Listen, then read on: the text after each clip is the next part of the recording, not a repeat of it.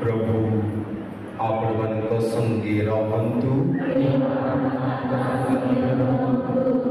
साधु लोकों अनुजाई प्रभु यीशुख्रीष्टଙ୍କ ଯାତନାର ବିବରଣୀ।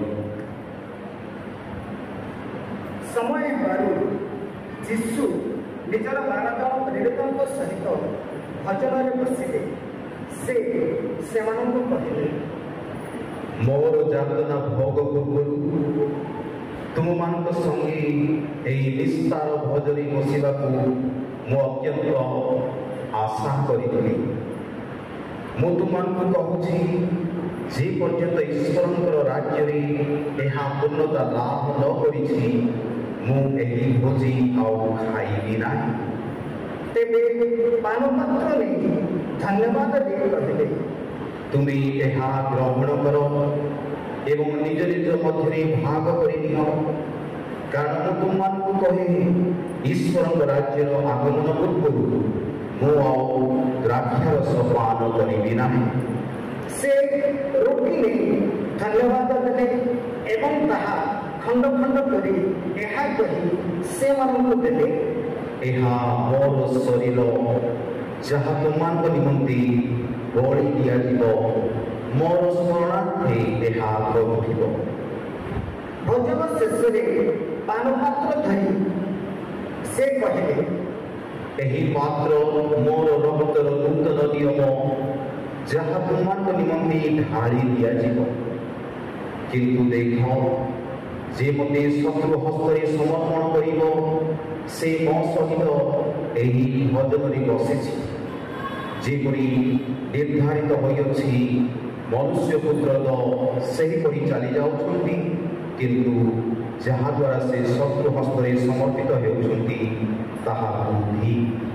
ଏଥିରେ ସେମାନେ ପରସ୍ପର ମଧ୍ୟରେ ଆଲୋଚନା କରିବାକୁ ଲାଗିଲେ, ସେମାନଙ୍କ ମଧ୍ୟରୁ କିଏ ଏପରି କାର୍ଯ୍ୟ କରିବ। ଏହି ସମୟରେ ସେମାନଙ୍କ ମଧ୍ୟରେ ବିବାଦ ଉପୁଜିଲା ଯେ କିଏ ସେମାନଙ୍କ ମଧ୍ୟରେ ଶ୍ରେଷ୍ଠ ବୋଲି ଗଣ୍ୟ ହେବ।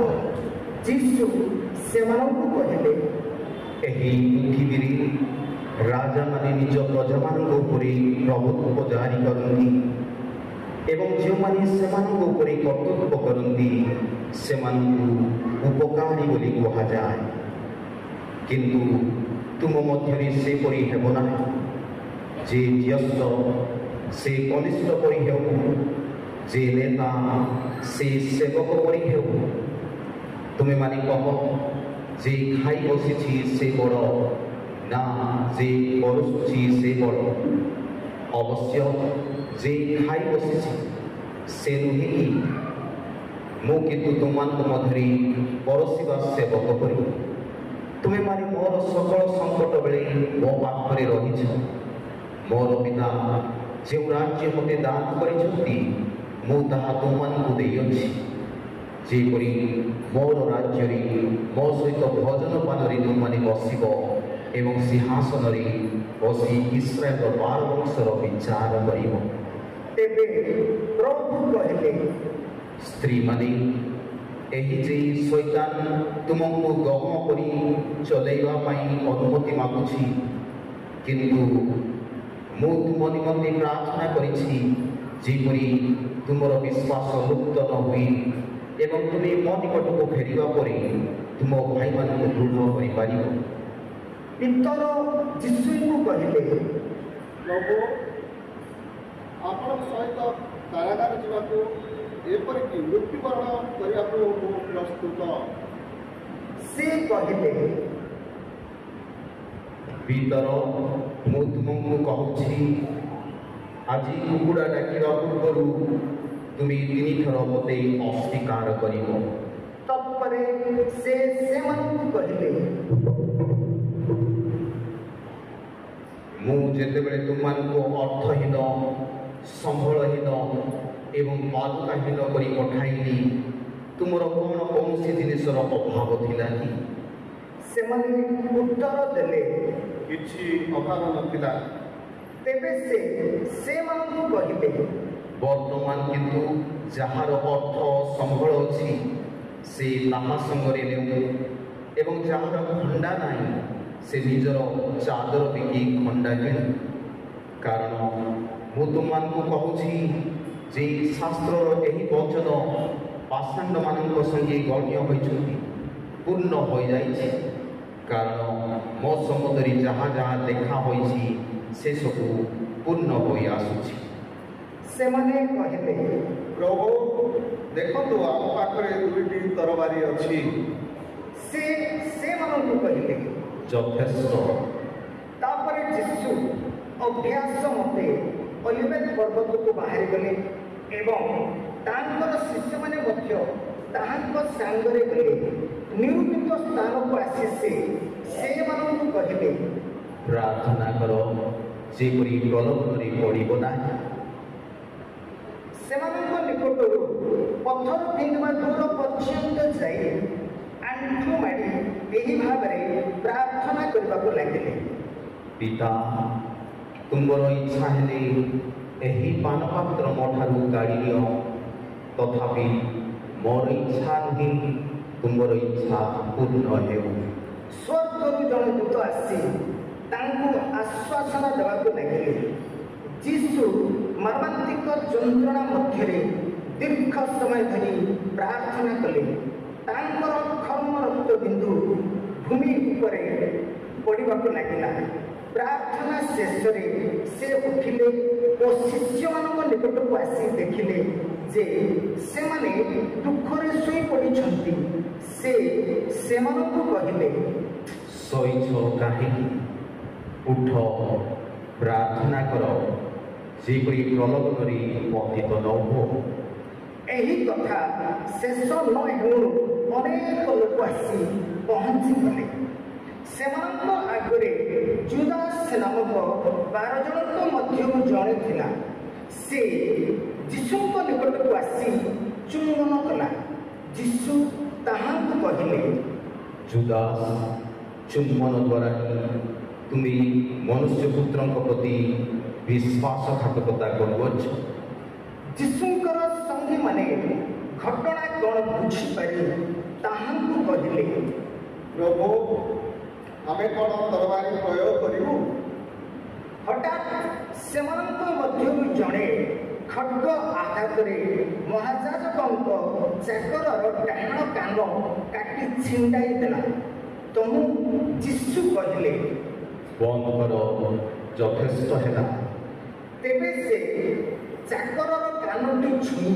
तांको सुस्थ कले जो माने तांको विरुद्धरे अभियोग करी आसीथिले सेही प्रधान याजक मंदिरर कर्मचारी ओ कुलपुत्र मानंकु यीशु कहले तुम्हें माने खड्ग अजस्ती नहीं कौन मते दस्यु परि अनुसंधान करुछ मु तो प्रतिदिन मंदिर तुम मध्य थी सेतेबेले मते धरिल ना किंतु वर्तमान ही तुमर सुजोग अंधकार राजत्व तापरे सेमाने यीशुଙ୍କୁ विरोध करी महाजाजकଙ୍କ घरକୁ ନେଇଗଲେ ପିତର କିଛି ଦୂରରୁ ସେମାନଙ୍କର ପଛେ ପଛେ ଗଲେ ଲୋକମାନେ ଅଗଣାରେ ନିଆଁ ଜାଳି ଚାରି ପାଖରେ ଘେରି ବସିଥିଲେ ପିତର ମଧ୍ୟ ସେମାନଙ୍କ ସାଙ୍ଗରେ ବସିଲେ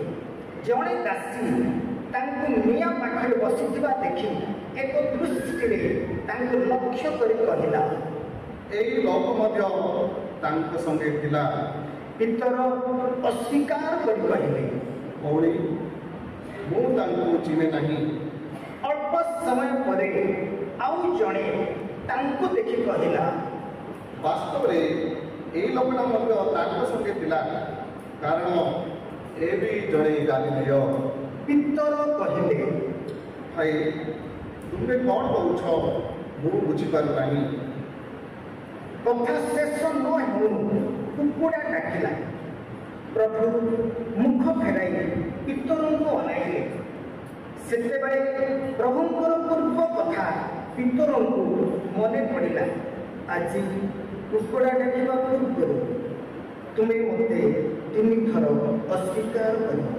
ପିତର ସେଠାରୁ ବାହାରି ଯାଇ ଅତିଶୟ ଦୁଃଖରେ ରୋଦନ କରିବାରେ ଲାଗିଲେ ଯୀଶୁଙ୍କୁ ପ୍ରହରୀମାନେ ଉପହାସ ଏବଂ ପ୍ରହାର କରୁଥିଲେ।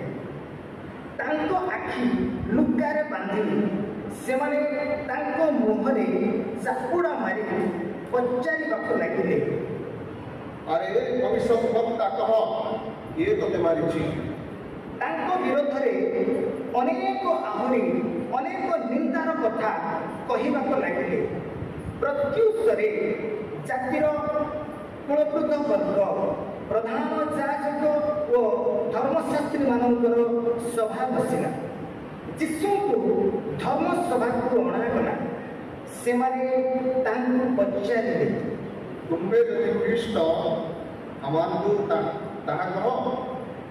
ସେ ସେମାନଙ୍କୁ କହିଲେ, ମୁଁ କହିଲି ତୁମେମାନେ ବିଶ୍ୱାସ କରିବ ନାହିଁ ଏବଂ ମୁଁ କୌଣସି କଥା ପଚାରିଲେ ଉତ୍ତର ଦେବ ନାହିଁ କି ମୋତେ ଛାଡ଼ିଦେବ ନାହିଁ। କିନ୍ତୁ ଏହାପରେ ମନୁଷ୍ୟପୁତ୍ର ମହିମାରେ ଈଶ୍ୱରଙ୍କ ଦକ୍ଷିଣ ପାର୍ଶ୍ୱରେ ପ୍ରବେଶନ କରିବେ। ସେମାନେ ପଚାରିଲେ, ତାହେଲେ ତୁମେ ଈଶ୍ୱରଙ୍କ ପୁତ୍ର? ଯୀଶୁ କହିଲେ, ତୁମେମାନେ ଠିକ୍ କହିଛ, ମୁଁ ସେହି। ସେମାନେ କହିଲେ, ଆଉ ସାକ୍ଷୀ ଆମର କି ପ୍ରୟୋଜନ? ଆମେ ନିଜେ ତାଙ୍କ ମୁଖରୁ ଶୁଣିବୁ। ତେବେ ସଭା ଭାଙ୍ଗିଲା ଏବଂ ସେମାନେ ତାଙ୍କୁ ପିଲାତଙ୍କ ନିକଟକୁ ନେଇଗଲେ। ସେଠାରେ ସେମାନେ ଏହା କହି ଯୀଶୁଙ୍କ ବିରୁଦ୍ଧରେ ଅଭିଯୋଗ କରିବାକୁ ଲାଗିଲେ, ଏ ଲୋକ ଆମ ଜାତିରେ ବିଦ୍ରୋହ ସୃଷ୍ଟି କରୁଛି ଏବଂ ଈଶ୍ୱରକୁ କର ଦେବାକୁ ବାଧ୍ୟ କରି ନିଜେ ଖ୍ରୀଷ୍ଟ ରାଜା ବୋଲି ଦାବି କରୁଛି। ତେବେ ପିଲାତ ଯୀଶୁଙ୍କୁ ପଚାରିଲେ, ତୁମେ କ'ଣ ଜିହୁଦୀମାନଙ୍କର ରାଜା? ସେ ଉତ୍ତରରେ କହିଲେ, ଆପଣ ଯାହା କହୁଛନ୍ତି ତାହା ଠିକ୍। ପିଲାତ ପ୍ରଧାନ ଯାଜକମାନଙ୍କୁ ଓ ଲୋକମାନଙ୍କୁ କହିଲେ, ଏହି ଲୋକର କୌଣସି ଅପରାଧ ମୁଁ ଦେଖୁନାହିଁ। ଲୋକେ କିନ୍ତୁ ଆହୁରି ଉତ୍ତେଜିତ ହୋଇ କହିବାକୁ ଲାଗିଲେ, ଏ ଗାଲିଲରୁ ଆରମ୍ଭ କରି ଏହି ସ୍ଥାନ ପର୍ଯ୍ୟନ୍ତ ସମଗ୍ର ଜିହୁଦୀ ଦେଶରେ ପ୍ରଚାର କରି ଲୋକମାନଙ୍କ ମଧ୍ୟରେ ବିଦ୍ରୋହ ସୃଷ୍ଟି କରୁଛି। ପିଲାତ ଗାଲିଲି ନାମ ଶୁଣି ପଚାରିଲେ, ଏ ଲୋକଟା କ'ଣ ଜଣେ ଗାଲିଲୀୟ? ସେ ଯୀଶୁଙ୍କୁ ହେରୋଦଙ୍କ ପ୍ରଜା ବୋଲି ଜାଣିପାରି ତାହାଙ୍କୁ ହେରୋଦଙ୍କ ନିକଟକୁ ପଠାଇଲେ। ଏହି ସମୟରେ ହେରୋଦ ମଧ୍ୟ ଜେରୁସାଲେମରେ ବାସ କରୁଥିଲେ। ଯୀଶୁଙ୍କୁ ଦେଖି ହେରୋଦ ଅତି ଆନନ୍ଦିତ ହେଲେ, କାରଣ ସେ ତାଙ୍କ ବିଷୟରେ ଅନେକ କଥା ଶୁଣି ବହୁ ଦିନରୁ ତାଙ୍କୁ ଦେଖିବାକୁ ଇଚ୍ଛା କରୁଥିଲେ ଏବଂ ତାଙ୍କର କୌଣସି ଅଦ୍ଭୁତ କର୍ମ ଦେଖିବାକୁ ମଧ୍ୟ ଆଶା କରୁଥିଲେ। ହେରୋଦ ତାଙ୍କୁ ଅନେକ କଥା ପଚାରିଲେ, କିନ୍ତୁ ଯୀଶୁ କୌଣସି ଉତ୍ତର ଦେଲେ ନାହିଁ। ଉପସ୍ଥିତ ପ୍ରଧାନ ଯାଜକ ଓ ଧର୍ମଶାସ୍ତ୍ରୀମାନେ ଉତ୍ତେଜିତ ହୋଇ ଯୀଶୁଙ୍କ ବିରୁଦ୍ଧରେ ଅନେକ ଅଭିଯୋଗ କଲେ। ହେରୋଦ ଓ ତାଙ୍କର ଶିଷ୍ୟମାନେ ଯୀଶୁଙ୍କୁ ପରିହାସ କରି ଅପମାନିତ କରିବାକୁ ଲାଗିଲେ। ସେମାନେ ଉପହାସ କରି ତାଙ୍କୁ ରଙ୍ଗୀନ ବସ୍ତ୍ର ପିନ୍ଧାଇ ପିଲାତଙ୍କ ନିକଟକୁ ପୁନର୍ବାର ପଠାଇଦେଲେ। ସେଦିନ ହେରୋଦ ଓ ପିଲାତ ବନ୍ଧୁ ହୋଇଗଲେ। ଇତିପୂର୍ବେ ସେମାନଙ୍କ ମଧ୍ୟରେ ଥିଲା ଶତ୍ରୁତା।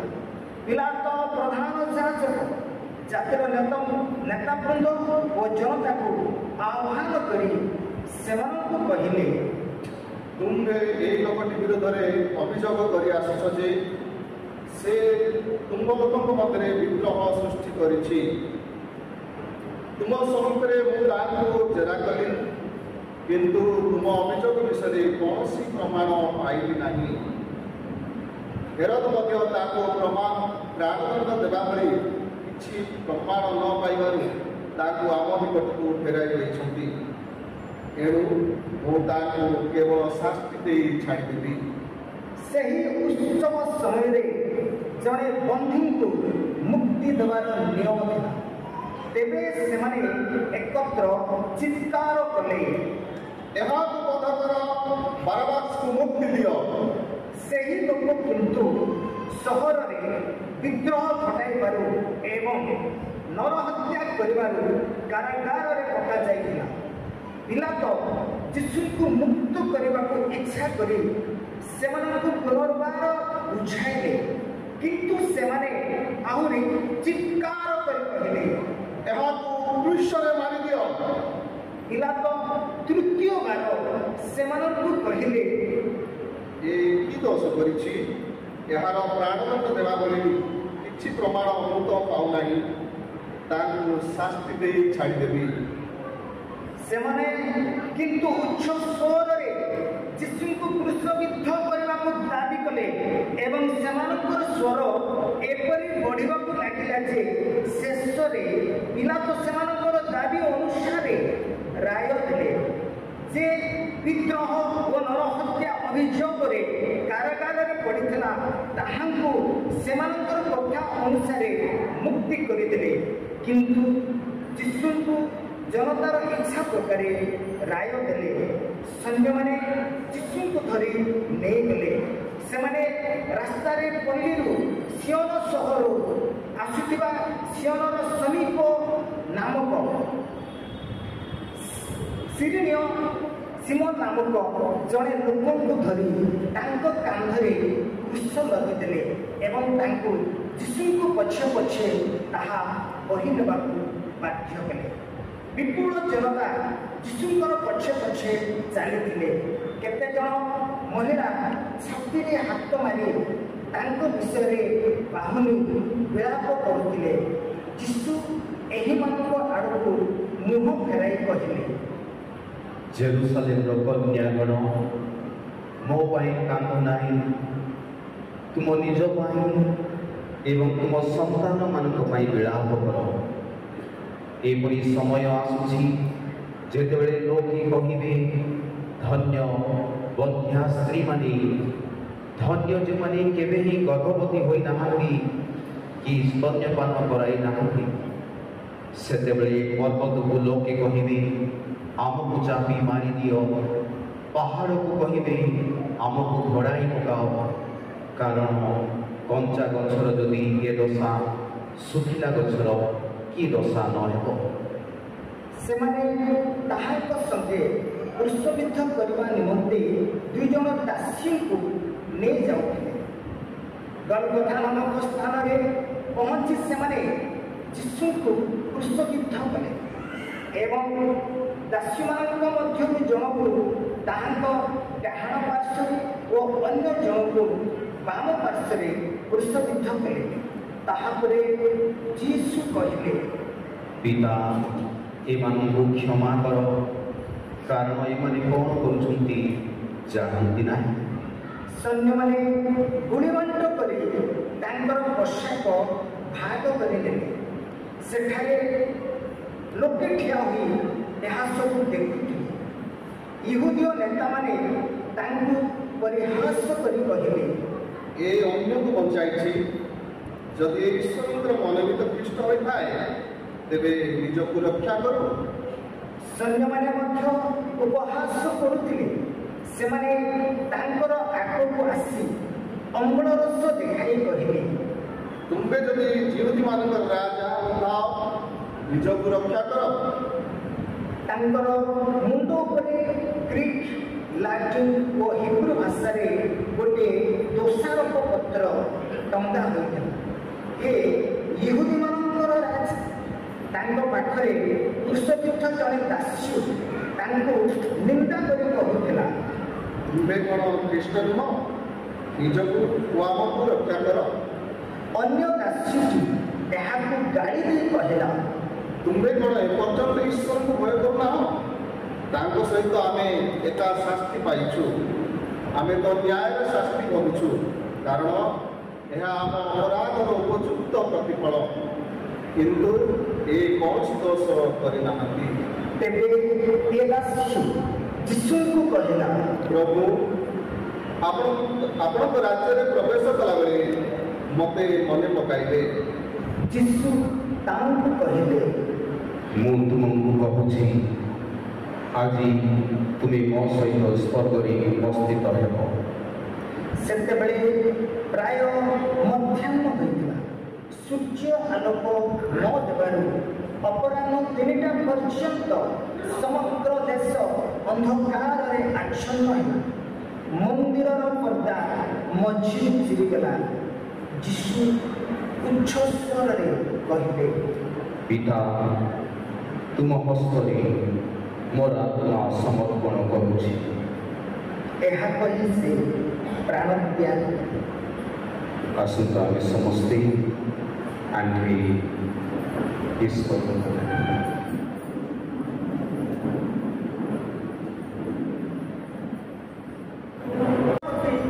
ଏହି ଘଟଣା ଦେଖି ଈଶ୍ୱରଙ୍କୁ ସ୍ତୁତି କରି କହିଲେ, ବାସ୍ତବରେ ଏହି ଲୋକ ଧାର୍ମିକ ଥିଲେ।